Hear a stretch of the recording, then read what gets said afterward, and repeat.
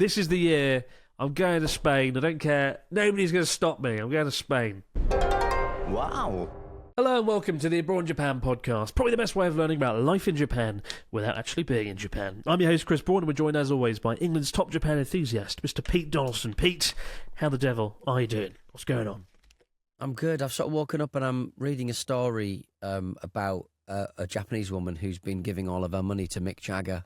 And it's made me a bit sad, Chris. The actual Mick Jagger or somebody pretending to be Mick Jagger? Well, you be the judge. There was a woman basically who's just been on contact with somebody who purported to be Mick Jagger's manager. Oh my God. Online, a Japanese lady, and she basically offered this Japanese lady a type of membership-based service in which fans send money to Mick Jagger, who then multiplies it and then sends the money back to them. But Mick Jagger, for whatever reason, didn't manage to do that week and just ran off with the money. We should say, for legal reasons, I don't think it is Mick Jagger who's doing all of this. Definitely but then not. Again, who knows what he gets up to? Well, the most sinister story I've read this year, in a similar vein, was how an AI deepfake of Pierce Brosnan left an art gallery in tatters, like a art gallery in North England.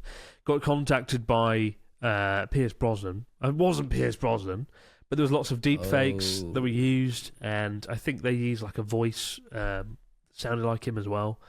Oh wow! And it convinced, and so they sold like this exhibition. It was like, oh, Pierce Brosnan's coming. He's coming down. But he wasn't coming. He was in a room in Hawaii in his $80 million house on a beach. So they deep-faked him sort of having Zoom meetings with this owner of a gallery to sort of say, I'm going to come to Nottingham and you can sell $20,000 worth of tickets or something. Pierce Brosnan would never go to Nottingham. That was the way of knowing. The way of knowing. It was For some a lie. reason, in my head, he was involved in the whole Robin Hood films, but of course he wasn't. That was somebody else. But that's terrible luck. It's awful. That really is terrible luck. And like in a video, so she had a video call, the woman that ran the gallery, with a video call, and Pierce Brosnan's image was on the screen, but the sound was off, and there was all sorts of ways of deception and whatnot. But if you look at the article, you look at the story, it is sort of fairly convincing, some of the things that were done to convince her that it was Pierce Brosnan. In the end, Pierce Brosnan did a post saying, I will not be exhibiting my artwork at the art gallery in Nottingham in December. It's a lie. I would never charge my fans for a meet and greet. My attorney has contacted the gallery and sent a cease and desist letter. So there you go. So if you were excited about the art gallery with Pierce Brosnan in Nottingham, it's not happening. Sorry about that. But he could be the good guy. He could sort of make this woman's nightmare into a dream by actually attending, going, I was going to the Nottingham gallery to display my paintings and saying hello to people. Yeah, go on, Pierce. You got get over there. Imagine if that happened every time somebody got conned, though. Like I remember Elton John got prank called by somebody who he thought was Vladimir Putin, and it was just like a radio station in Russia, and it became this big story. And then I think Vladimir Putin did actually have a call with Elton John to make up for it. This was back before, Putin wasn't so popular and had done done some awful things. But yeah, there you go, Pierce Brosnan. Have you ever been paid for something before you did the work, Chris? That's always my kind of, any sort of cert person. She's got a gallery. She's a business owner. Yeah. Have you ever been paid for something, an appearance, a thing, before you even did the thing? I don't think I ever have. I don't think I have, but I should be, and I want to be. And then I'll just go and sit in Hawaii. I'll just fucking sit in a log cabin in Hawaii. I'll do a better job if I can see it in my bank account. That's what I always say. Well, I won't be sitting around much longer because we are doing another cyclothon for, they say the best things come in quadrilogies. And so we're doing it again. God help us all. I'm looking forward to it. This time the route we're doing is from Cape Nosapu, or Nemuro, which is the most eastern point in Japan, in Hokkaido. And we actually went there on Journey Across Japan a few years ago and nearly froze to death. We're starting there around the middle of April, I think April 13th or something, 14th. And we end all the way down in sunny, shiny Tokyo 2 weeks later. I'm not nearly anywhere fit enough to do this, so I've got to get my shit together in the next 10 minutes. I've got Have another Yakult. Have another Yakult. Yeah, I've got my Yakult here. A few Accolts and I'll be ready to go. But no, it's going to be intense. It's going to be fun, though. I'm looking forward to it. I'm not filming it this time. Right. Because we filmed the last 3, and there's only so many times you can just be like, and then I got on the bike again. And then we went down the road. And then we went to 7-Eleven. And then we got on the bike again.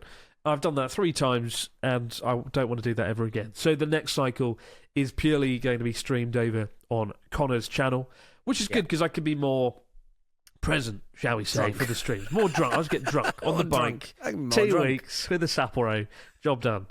So I'm gonna be more present, and I'm also gonna post about it more regularly on things like Instagram and Patreon, so people can follow along and hear what's been going on behind the scenes. So I'm really looking forward to it, but I am woefully underprepared. Oh dear, and I need to lose some weight first, so I'm gonna starve myself. I do like Chris that your only exercise is cyclothons. You know what I mean? Like some people go to the gym. I just do cyclothons, raising money for charity. It's a good thing, man. Like the amount of money. I am worrying that Connor and you and the team who sort of join at different parts they are raising ungodly amounts of money, and you've got to keep on going up. Does he feel a pressure that he's got to make more money this time? I don't know if we're going to top last year's amount. It was something like 1 million, 1.1 million. I can't remember the final amount. That's insane. A very incredible amount. Thanks to everybody who tuned in for the whole cycle. But no, we're not. We can't. You can't just keep going up and up and up. And I think the third one is the sort of Empire Strikes Back of the series. This one's the unloved the first 1990s. The first Jar Jar one, Binks. We're not talking about George R. Binks. Jar Jar. Jar Jinks. The first one is A New Hope. The second one is Attack of the Clones, and the third one is Empire Strikes Back. This one's going to be Return of the Jedi, which is the probably the third best Star Wars film. So we'll see what happens, but very excited about it. There'll be more details, I'm sure. I'm sure Connor's made a lovely poster, which I haven't yet seen. Yeah, that's all there is to know. So for 2 weeks on a bike, Connor, myself, we've got guests joining again. I don't know if I can say who they are yet or who's completely confirmed, but we'll have a few people joining us for the hellish journey. But what I like about this route is it's over 2 islands, which I don't think we've done before. No, we haven't. We start in Hokkaido. The first sort of week is there, and then the second week is going through Honshu, through a lot of places that I know very well, like Sendai and Aomori and Iwate, and beautiful places this time of year as well. It will be cold.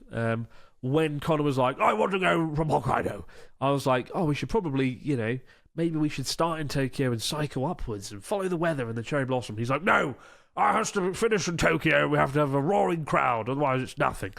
So he didn't listen on that front, but he knows what he's doing, clearly. And so we're going to freeze to death in a field the first week, and that'll be entertainment. So be sure to tune in while Pete Dawson's on holiday in the Mediterranean or something instead. You're going away, aren't you? On a holiday, I'm going away, yeah. I'm bastard. taking the little in for our first abroad holiday, and you think it's going to be a holiday, mate? It's going to be stressful. Yeah, it will be quite stressful. Yeah, actually, maybe I'm telling a lie. Maybe one of the people joining the bike ride is my daughter. No, go to somewhere in Andalusia, I think. I don't know. It's either way. It's going to be stressful. Yeah, lucky. Is it? It is like my first holiday that I had as a kid was Spain, and I have very fond memories of Spain. And I haven't been to Spain. Every year I'm like, I'm going to take you to Spain, Charlotte. It's going to be amazing, and then it doesn't happen. We end up going somewhere else. So this is the year I'm going to Spain. I don't care. Nobody's going to stop me. I'm going to Spain, even for a day. I've said it before. The first holiday, all of my holidays when I was a kid was your Corner Garden caravan. Well, yeah, it was caravans in Filey near Scarborough, and the old Pontins holidays and stuff, little 2p machines, and it's literally more expensive to go to Scarborough these days than it is to get on an EasyJet flight. Fuck off! Oh, it to is Spain, massively, isn't it? yeah. What's the one where you go into a forest and look at some rabbits and cycle around? Centre Parks. Centre Parks. If you've ever sort of looked at something like that in the school holidays, it's like thousands of pounds to just sit in a fucking hut I might start renting this hut out. Do it. Have a podcast holiday. Just do podcasts all day. I've got a little running machine there. What about your place as an Airbnb, but people have to come on the podcast and be Pete Donaldson? Yes. And have like the little moustache and the glasses and the comb over. And the glasses. And the comb over. It's bad hair, but it's not a comb over. And defend Assassin's Creed. You've got to defend Assassin's Creed. I forgot some racists. Yeah. I love shadows. Shadows. We got a story from Adonis. That's a nice name. Ooh. Hello, Chris and Pete. Our first time to visit Japan was back in 2018 during the Sakura cherry blossom season. And we had an amazing time, thanks to all the great suggestions and advice from you both. A funny memory was on our first night when we went out for dinner to a local restaurant. The menu was in Japanese, and when the waitress saw us struggling with Google Translate, she kindly offered us an English menu. Unfortunately, it wasn't actually a menu in English. It just had the English phonetic translation, but no explanation of what the dishes actually were. I ordered what I thought, by the tiny image in the menu, was a side dish of noodles, but when it came, it was just a bowl of cold, slimy bean sprouts. It's like cooking with Pete Donaldson. I couldn't refuse it, but I was afraid of ordering anything else because I didn't know what I would end up with. Have you guys ever ordered the wrong food in Japan and regretted it? Thank you guys, keep up the good work. Adonis and Amir from Ireland. Wonderful. I have ordered the wrong thing. I can't hear you. Your sound's off. I muted myself earlier so I could do a big sniff, but I didn't do it right, so you probably had a big sniff. Ooh, apologies, everyone. See Pete talking on the screen like ferociously, and there was no sound. It was beautiful. It was like a treat. It was magic. Beautiful. Perfect. And Mick Jagger, do you want to send me some money? Adonis. So Adonis, you have this idea. Adonis is always going to look in your mind as this beautiful, tall, muscular hunk. But after those bean sprouts, I bet he fucking stank. Absolutely. Oh no! Absolute fart monster. Wow. I did this one time that I can really recall on the cyclothon, actually, Cyclothon 2, the worst one, the Attack of the Clones of the Cyclothon series. We went to a restaurant in Kagoshima, and I ordered what I thought was chicken, nice chicken breast. We got a literal a mountain of raw chicken, and they brought it over and slammed it down. And Connor looked at me and was like, "What the fuck is this shit?" And American Pete had arrived that night and he was like, "Well, I'm not going to eat that." And I was like, and I think I took like one piece, this slimy, disgusting chicken sashimi. And I was like, "Whoa!" And I had to just not eat it. And the restaurant, they weren't the happiest because Mottai and I don't waste food. But then, the menu was unclear. It wasn't entirely my fault. The menu was just weird. Like Adonis's phonetically shit menu. What does this mean, though? What does that mean? Like, they just wrote in maybe just Romaji. They're just writing in Romaji. Yeah. So, say the food was gyutan or something, it would just say Gu-Yutan, wouldn't it? Yeah. You'd just be like, well, this I still don't know what this is. Or fried potato would just be furaido potato, for example, like Britain phonetically, right? Whereas sometimes phonetic kind of Romaji translations, just like I still don't know what that bloody means. That's I don't know what you're trying to say there. Yeah. I mean, bean sprouts is moyashi, right? Moyashi. So that was a bold choice, eating moyashi. Actually, moyashi are good on ramen. There's no two ways about it. On ramen, they are pretty good. But what's going on in the news this week in Japan, Mr. Donaldson? It's been a while since we've talked about overcrowded stuff. It's got to be done. It's a big one. Kyoto, you were in that particular part of Japan not that long ago, showing your parents around, and you found it quite difficult to sort of navigate simply because there's just so many people. Well, and it was abroad in a scam, wasn't it? Because I got fucking Yes, done. and you got scammed by the taxi driver as well. Probably a lot more of that stuff, private hire stuff going on. But study finds that locals are avoiding famous temples and other spots booming with overseas tourists and heading elsewhere instead. Japan is obviously in the middle thanks to a weak yen and a strong dollar, relatively.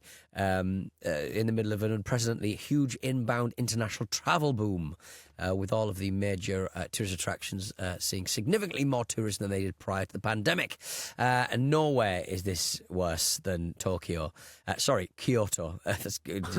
the different place. But it turns out there hasn't been an across the demographic board increase in the number of visitors to the city's temples, shrines and gardens because some of the temples, fewer people are actually attending because no Japanese people are going to them, basically. There are fewer Japanese visitors visiting a lot of these temples. Numbers are extraordinary, actually. Yeah, the Kyoto municipal government conducts annual studies every year to track tourism trends in the city, and there's been a huge increase in foreign travellers, obviously, to Kinkakuji, Fushimi Inari Shrine, the Togetsukoyo. I don't know what. I've never been there.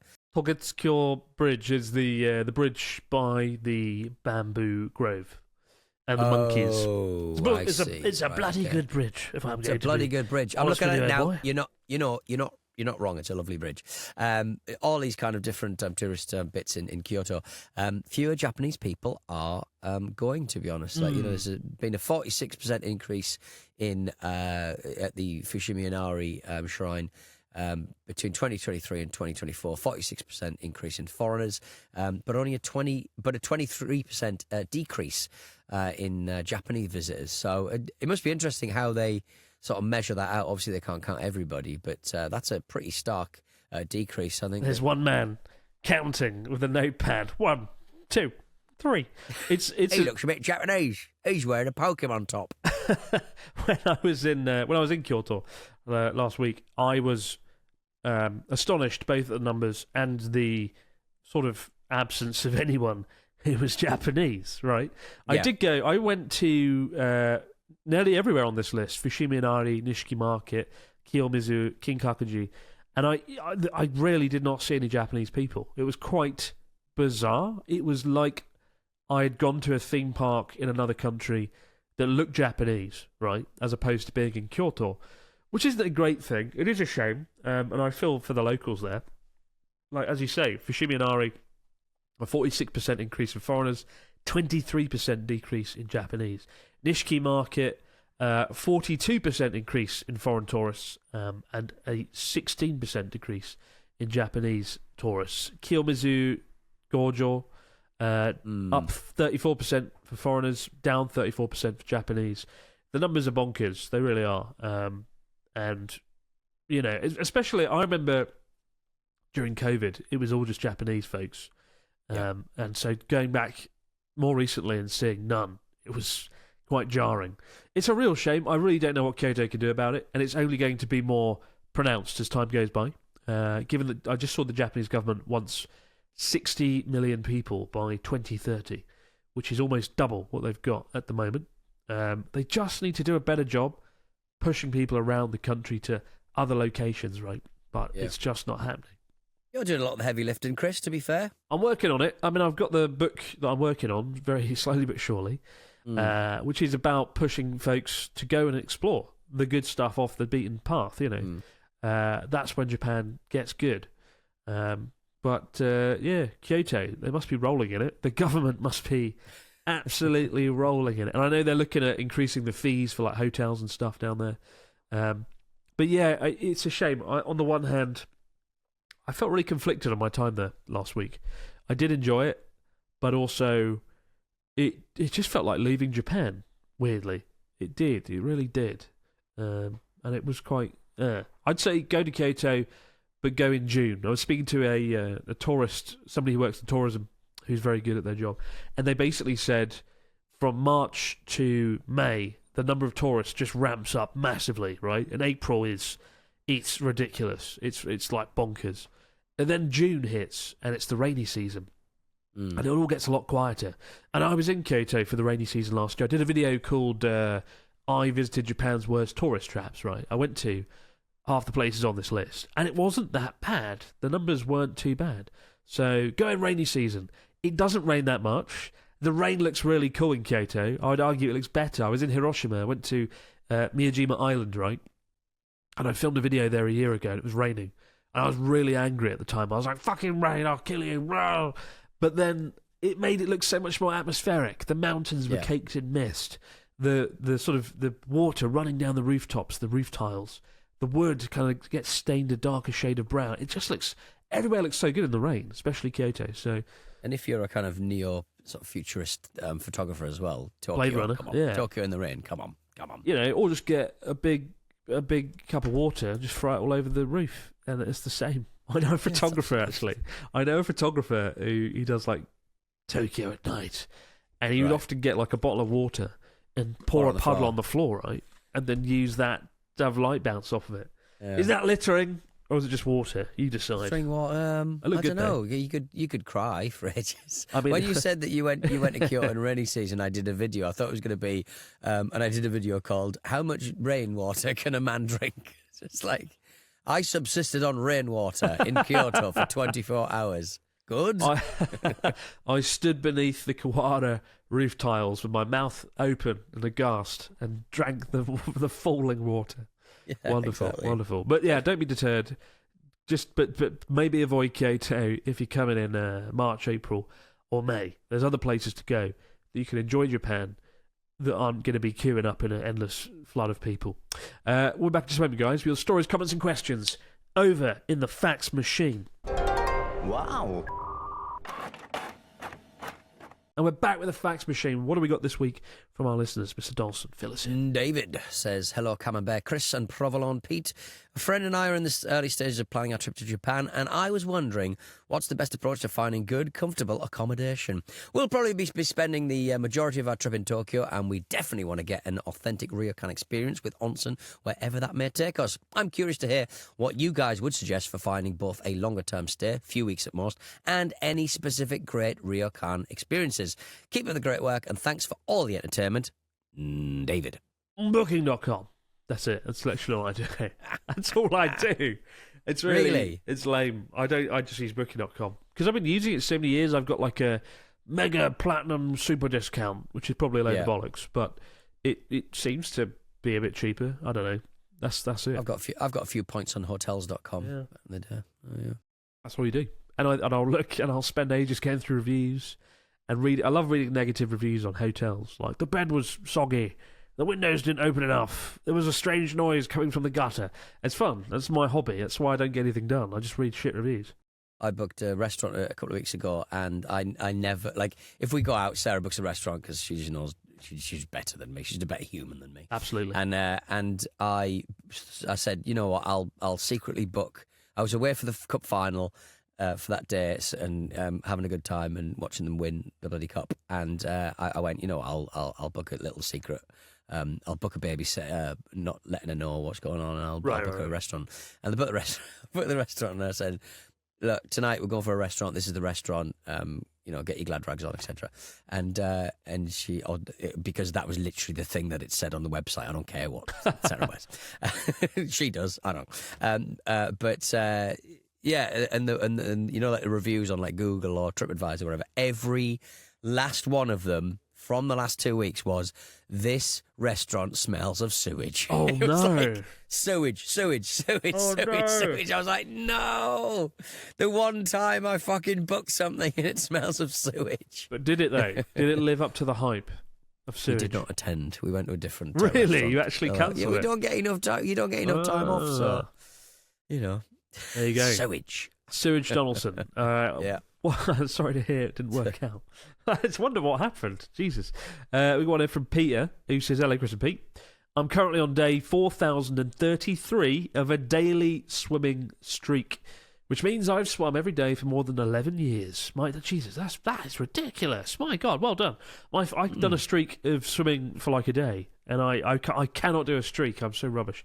My family and I have a holiday to Japan planned for the last 10 days of April, and I would be devastated to break my swimming streak. Then my family might be privately relieved.